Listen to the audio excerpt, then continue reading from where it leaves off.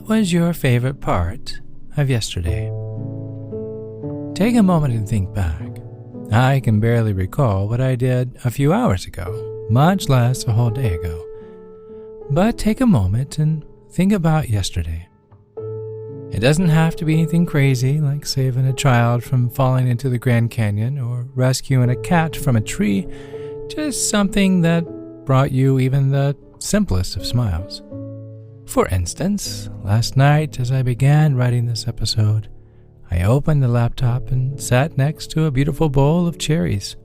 What a treat, I said to myself when I found them in the fridge. Something simple that brought me a moment of delight. What was your favorite part about yesterday? And by the way, it's so cliche, and I would be remiss if I did not take the opportunity to say it at a time like this, but life is not always a bowl of cherries. There, it's out of my system. Thank you. But it's true. When we look back at yesterday, or last week for that matter, we have a tendency to think, I'm worthless. Another month, another year, and I haven't accomplished a single thing. I'm useless. We say to ourselves as the mind trap of self-pity perpetuates, I really don't amount to anything. But I would like to push back on that just a bit. Your days, your weeks, your months aren't as meaningless as we allow our mind to believe. Remember, we are not our thoughts. Just because we think something does not mean you have to follow through with that thought. And today I'm not only going to show you why you're more than what you think you are, but what you can do each week to inspire your tomorrows by one simple, scientifically proven technique. It's so simple you'll wonder why you haven't been doing it all along. So join in, grab a bowl of cherries, maybe a nice drink. I'm Chad Lawson, and let's calm it down in 3, 2, 1.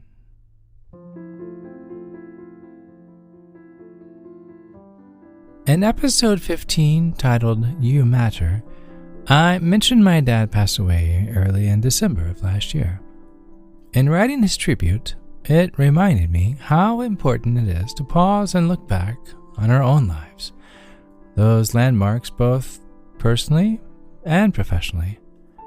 I have to be honest, I've never been a fan of the write your own eulogy, but since his memorial service, I've become more aware of noticing the moments, be them in a day, a week, or even a year, and now a lifetime.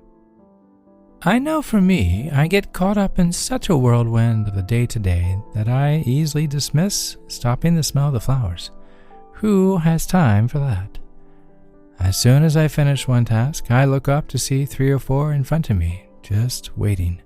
I never feel caught up, much less successful at anything I'm trying to finish.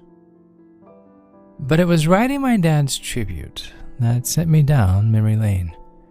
He was an industry leader in his craft as a furniture designer, but he loved nothing more than driving the Blue Ridge Parkway with my mom, or reliving their trip to Ireland a few years ago.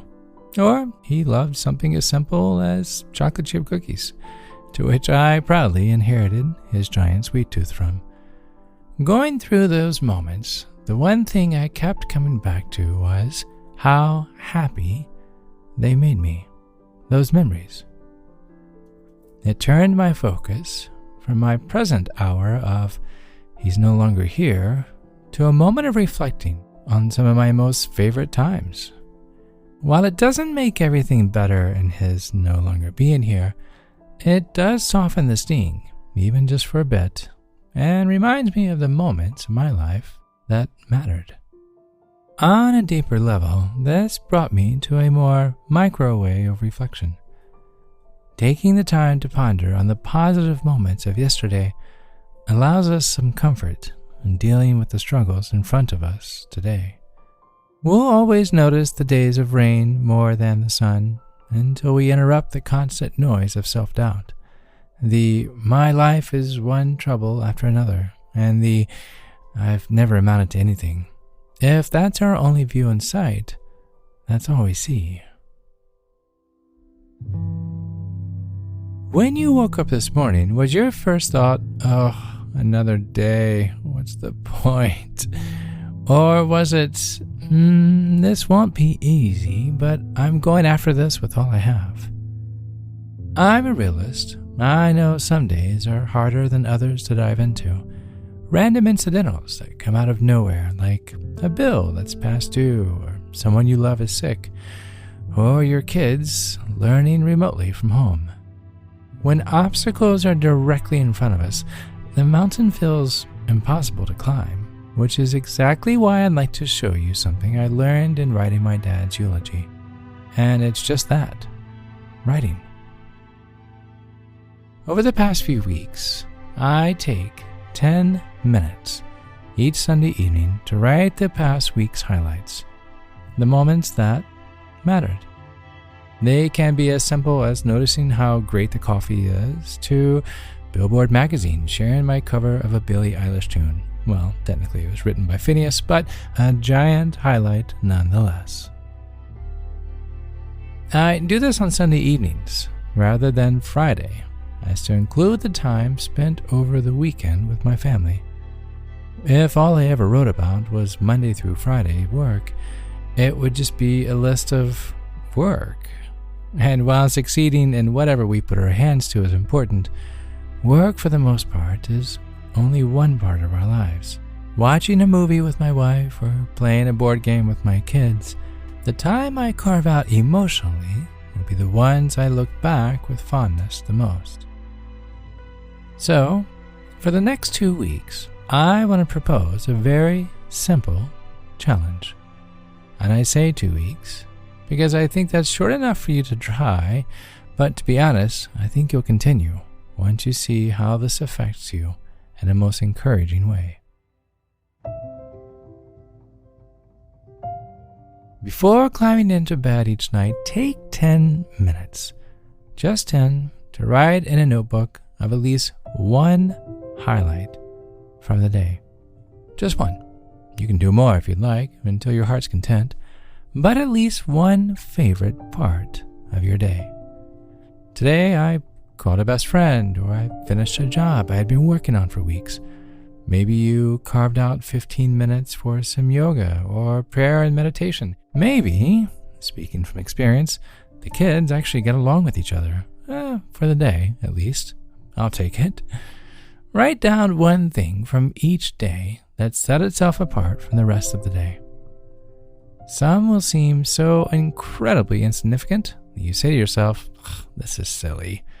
But just try it. All you have to lose is a few minutes and some ink.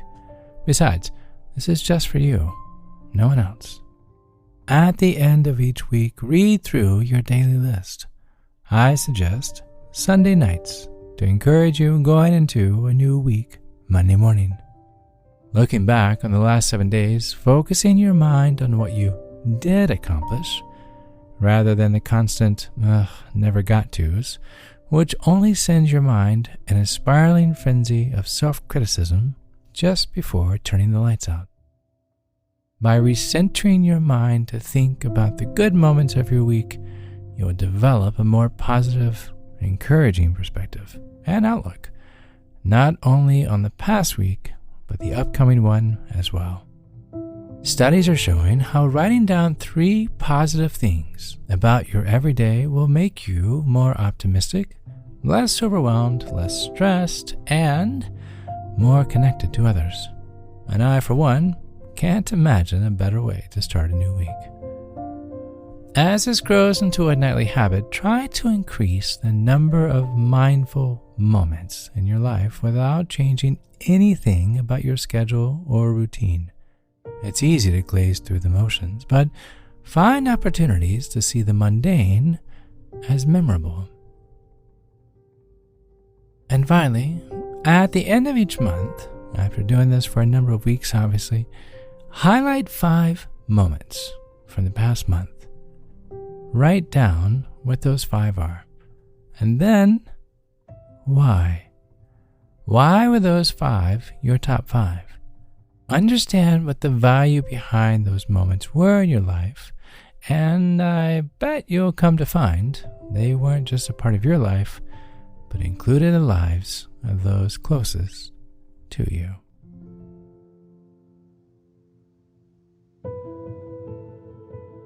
And while we're talking about dates for the moment, the amazing graphic artist that has done all of the work for Calm It Down podcast, June Digan, has created a most stunning desktop calendar for the year 2021. I've made this available for free. Just go to today's episode on the website, calmanddownpodcast.com, and there you will see the link in today's episode. It's free to you to download, to share, and to enjoy. But mostly to remind you, make your moments matter.